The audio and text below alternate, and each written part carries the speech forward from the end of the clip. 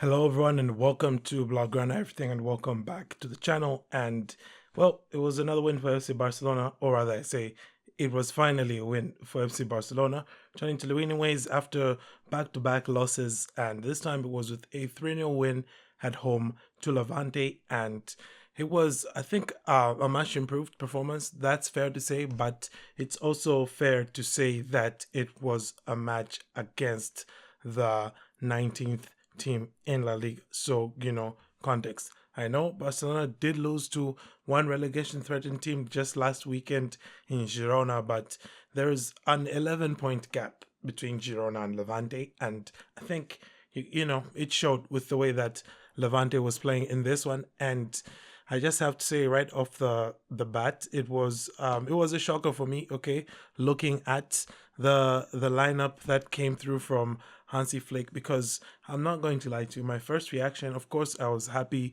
to see Marc Bernal back in the midfield. I've been begging for that to happen for the longest time. In fact, I was saying not too long ago that if Marc Bernal had been in the Atleti game, for example, I don't think we would have gotten hit for four, or at least maybe we wouldn't have been overrun in the midfield the way we were in that game. But anyway, he started in this one, and it was him who opened the scoring as well. So, pretty good performance from him. But my apprehension, if I can put it that way, coming into this game had to do with this back line, okay? In particular, this side of the defense where you had Gerard Martin and Joao Cancelo playing next to each other. Right. Never mind that it was also a centre back pairing of Gerard Martin and Eric Garcia, whom we haven't really seen play together much. And that for me it's one of the things that's bothered me about Hansi Flick this season. It's that we've barely seen a regular centre back pairing from Barca. The most regular one we've seen has been Kubarsi and Eric Garcia, or Kubarsi and Gerard Martin. And I think, the Kubarsi Gerard Martin one was the one that gave us the most wins. And so, was kind of expecting to see something like that, but that's not what we got. And of course, Joao Cancelo. Obviously, Baude has been in poor form. Let's not hide it. But I didn't expect him to sit this game out completely, which was the case. And Joao Cancelo finally getting back into fitness, I guess. I mean, I know he hasn't been playing so much, partly because Flick didn't necessarily want him, but also because this guy had been injured since I think September or October. So basically, he didn't play a single match of football up until his return to Barcelona this season.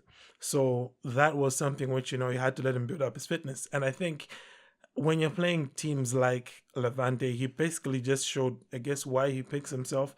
This is probably the kind of performance you were expecting from him in that match against Albacete when he didn't look too good.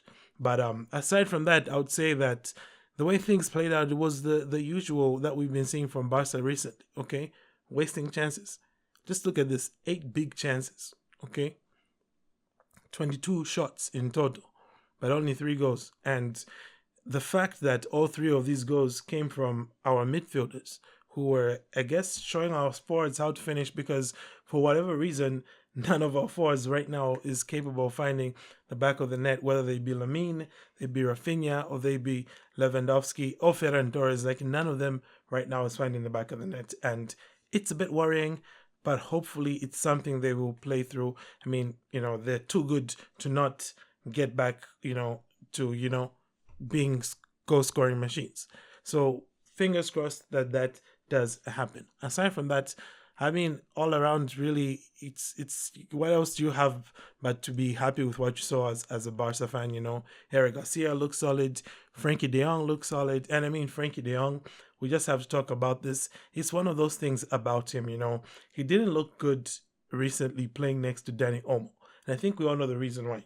Frenkie plays his best football when you put him next to a midfielder who will do the defensive work. That's why it kind of worked with him and Casado last season in some stretches, and why for the national team, Netherlands, Ronald Koeman gives him the role that he does. And, I do have to say the best version of Frenkie we've seen was during his time, playing under Ronald Koeman and Xavi, because, he had Busquets next to him, and Busquets was always there to, take the load of the defensive load from him and just allow him to go out there and to play. So hopefully we get to see that a lot more. I know it's not going to necessarily be the case with Pedri coming back, but I think Bernal, for me, he needs to get minutes. He's really reaching at that point of the season where the team needs him on the pitch. So if I'm Hansi Flick, that's really what I'd make happen. But otherwise, good to be back in the situation that we were in before that horrible nightmare of a situation at Girona, which is 1 point clear at the top of the league. And of course, things aren't going to get any easier anytime soon.